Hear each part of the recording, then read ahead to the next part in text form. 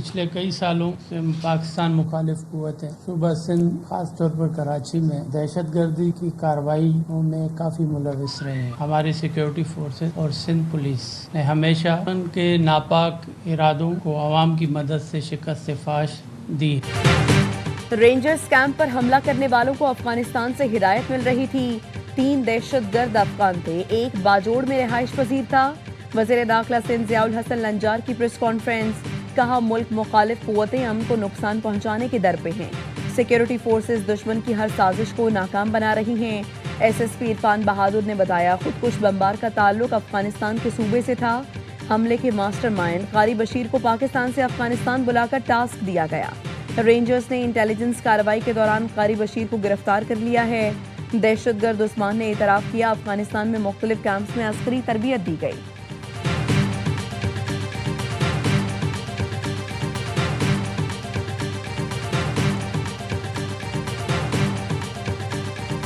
امریکی فوج کے ایران پر تیسرے روز بھی فضائی حملے، کئی شہر دھماکوں سے لرز اٹھے. سینٹ کام کا کہنا ہے وہ شہر چابہار، جاسک کنارک، ابو موسیٰ اور بندر عباس میں ایرانی فوجی تنصیبات کو نشانہ بنایا. کارروائیاں 5 گھنٹے تک جاری رہیں جن میں مختلف اہداف کو کامیابی سے نشانہ بنایا گیا. صدر ٹرمپ نے کانگریس کو خط لکھ کر آگاہ کر دیا. کہا ایران میں کارروائیوں کا مقصد امریکی شہریوں اور امریکہ کے ملکی اور غیر ملکی مفادات کا تحفظ کرنا ہے. امریکی حملوں کے جواب میں ایران کا آپریشن نصر 2، اردن اور بحرین میں امریکی اڈوں پر حملے. پاسداران انقلاب نے اردن میں ایئر بیس کو بیلسٹک میزائلوں سے نشانہ بنایا. دعویٰ کیا امریکہ کے زیر استعمال بیس ایران پر حملوں کے لیے استعمال ہو رہی تھی. بحرین میں تعینات امریکی 5th فلیٹ پر بھی میزائلوں اور ڈرون سے حملہ کیا گیا. ایندھن کے ذخائر کو آگ لگ گئی. اردن کا ایران کے 4 میزائل تباہ کرنے کا دعویٰ. امریکہ نے ایک بار پھر آپ نے ہرمز کی ناکہ بندی کا اعلان کر دیا. صدر ٹرمپ کا کہنا ہے امریکہ اب آپ نے ہرمز کا محافظ بنے گا. امریکی صدر ٹرمپ کہتے ہیں ایران کی ناکہ بندی بمباری سے زیادہ مفید ہے. آپ نے ہرمز میں صرف ایرانی جہازوں اور ان کے گاہکوں کو روکیں گے. دیگر ملکوں کو آزادانہ نقل و حرکت کی اجازت ہوگی. تمام کارگو پر امریکہ 20% فیس لے گا. امریکی سینٹ کام کے مطابق ایرانی بندرگاہوں اور ساحلی علاقوں کی ناکہ بندی آج رات 1 بجے شروع ہوگی.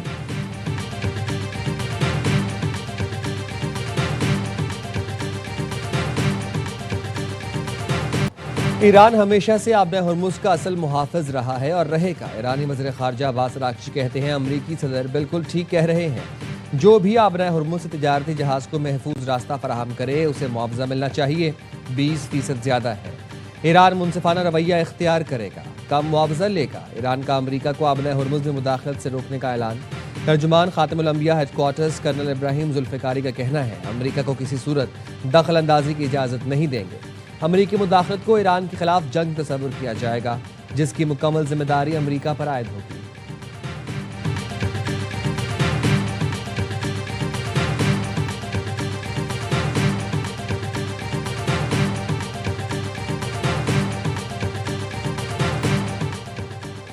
آپ نے ہرمز کی جنوبی گزرگاہ میں 2 آئل ٹینکرز پر ایرانی کروز میزائلوں کا حملہ. اماراتی وزارت دفاع کے مطابق آئل ٹینکرز مماسبہ اور باہیہ کو 2 ایرانی کروز میزائلوں سے نشانہ بنایا گیا. ٹینکر مماسبہ پر حملے میں بھارتی نیاد عملے کا 1 رکن ہلاک. حملے میں عملے کے 8 افراد زخمی ہوئے. اماراتی وزارت دفاع کی قومی ٹینکرز پر حملے کی شدید مذمت. کہا یہ حملہ بین الاقوامی قانون کی سنگین اور کھلی خلاف ورزی ہے. ریاست اس کشیدگی کا جواب دینے کا مکمل حق محفوظ رکھتی ہے.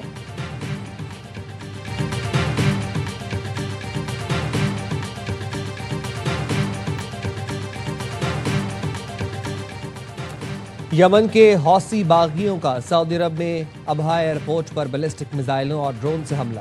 سعودی عرب کا کہنا ہے ایران کی حمایت یافتہ حوثی ملیشیا کے حملے کو ناکام بنا دیا. جنوبی علاقے کی طرف داغے گئے بیلسٹک میزائلوں کو روک دیا. عرب اتحاد کے ترجمان میجر جنرل ترکی المالک کا کہنا ہے سعودی فضائی دفاعی نظام جنوبی علاقے کی جانب داغے گئے بیلسٹک میزائلوں کے خطرے سے نمٹے گا.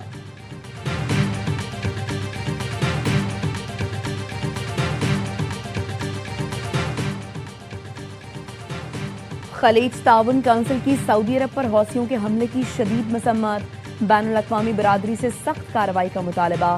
جی سی سی کے سیکرٹری جنرل نے بیان میں کہا حوثی ملیشیا کا یہ دہشت گردانہ حملہ بین الاقوامی قوانین کی کھلی خلاف ورزی ہے. سعودی عرب کا امن اور سلامتی جی سی سی کے تمام رکن ممالک کے مشترکہ امن کا حصہ ہے. پاکستان کی بھی حوثیوں کے سعودی عرب پر بیلسٹک میزائل حملوں کی شدید مذمت۔ سلامتی کونسل کے اجلاس سے خطاب میں نائب مستقل مندوب عثمان جدون کا کہنا تھا، سعودی عرب کی سلامتی خود مختاری کی مکمل حمایت کا اعادہ کرتے ہیں، تمام فریق مذاکرات، سفارتکاری اور تحمل کا راستہ اختیار کریں۔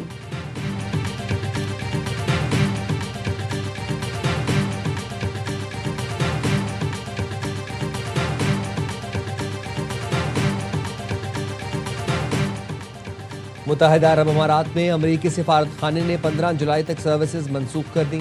پاسپورٹ اور دیگر ہنگامی کونسل خدمات ای میل کے ذریعے فراہم کی جائیں گی۔ امریکی سفارت خانے نے کہا مقررہ تاریخوں میں اپائنٹمنٹ رکھنے والے افراد سفارت خانہ نہ آئیں، درخواست گزاروں سے خود رابطہ کیا جائے گا۔ فیصلہ علاقائی سیکیورٹی صورتحال کے باعث کیا گیا۔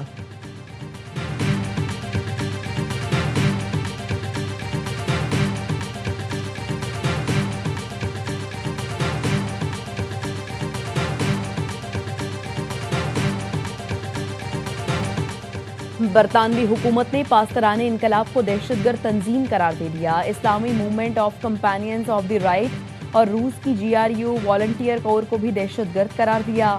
3 گروپوں کی معاونت یا سہولت کاری پر 14 سال تک قید کی سزا دی جا سکے گی۔ پارلیمان سے منظوری کے بعد نئے قانون اور پابندیوں کا نفاذ ہوگا۔ برطانوی وزیر داخلہ شبانہ محمود کا کہنا ہے پاسداران انقلاب کو برطانیہ کی قومی سلامتی کے لیے خطرہ قرار دیا گیا۔ پاسداران انقلاب سمیت تمام غیر ریاستی گروہوں کے خلاف کریک ڈاؤن کیا جائے گا۔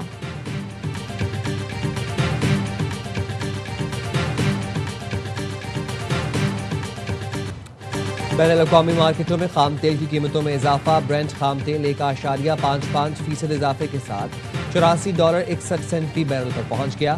ویسٹ ٹیکسز 1.77% اضافے سے $79.52 فی بیرل پر آ گیا۔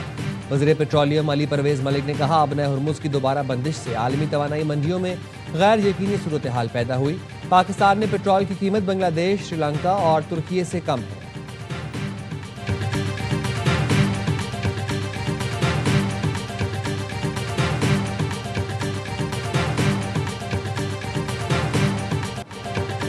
پاکستان سٹاک مارکیٹ میں مندی، 100 انڈیکس 1,77,000 کی سطح سے بھی نیچے آ گیا۔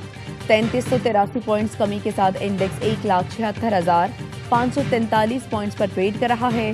انڈیکس میں 3795 پوائنٹس تک کمی دیکھی گئی۔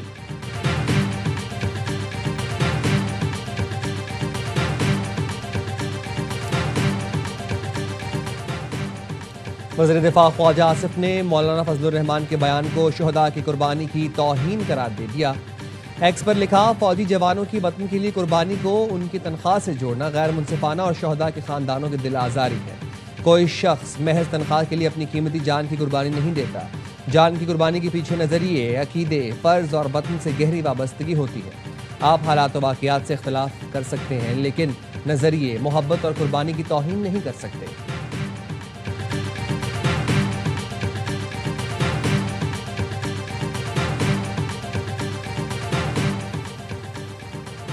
شہداء اور غازیوں کی قربانیوں کو معمولی قرار دینا افسوسناک ہے۔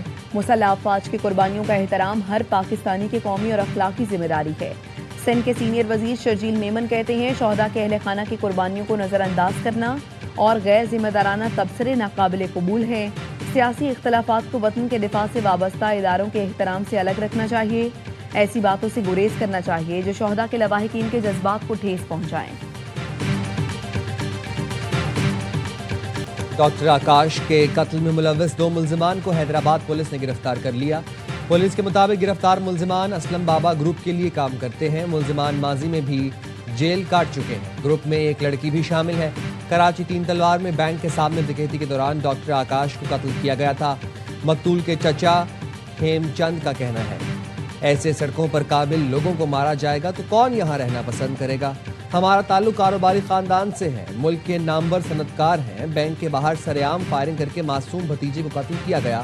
جناح اسپتال میں ڈیوٹی کرنے والے ڈاکٹر آکاش کی عمر 28 سال تھی اور غیر شادی شدہ تھے۔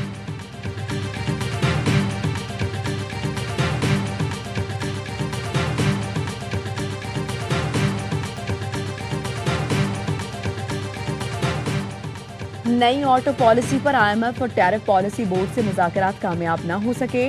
آٹو پالیسی مزید 1 سال جاری رکھی جانے کا امکان۔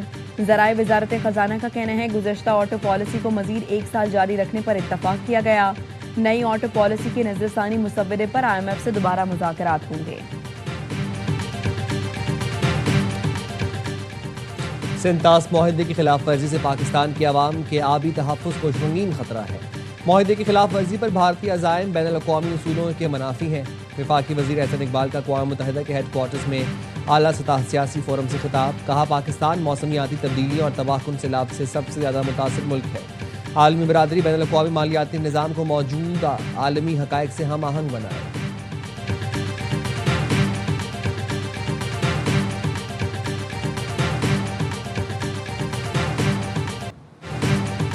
لاکھوں مسلمانوں کا نام ووٹر فہرستوں سے نکالنے پر اقوام متحدہ نے بھارتی حکومت سے وضاحت طلب کر لی. اقوام متحدہ کے 3 خصوصی نمائندوں نے بھارت کو باضابطہ خط لکھ دیا. اقوام متحدہ نے بھارت سے مذہب اور نسلی بنیاد پر حذف ووٹرز کا تفصیلی ڈیٹا مانگ لیا. 12 ریاستوں اور مرکز کے زیر اہتمام علاقوں میں 5 کروڑ 20 لاکھ مسلمانوں کے نام نکالے گئے. مسلم اور بنگالی برادری سے تعلق رکھنے والے افراد کو خصوصاً ٹارگٹ کر کے فہرستوں سے نکالا گیا. اقوام متحدہ کا مسلمانوں کے خلاف نسل پرستانہ رویے پر تشویش کا اظہار.